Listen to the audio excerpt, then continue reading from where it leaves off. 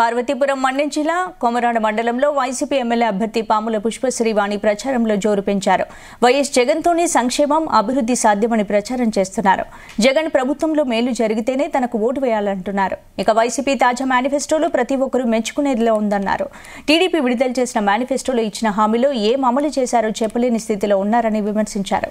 ఇక ప్రస్తుతం టీడీపీ ప్రకటించిన సూపర్ 6 పథకాలను ప్రజలెవరూ నమ్మడం లేదన్నారు పుష్పశ్రీవాణి.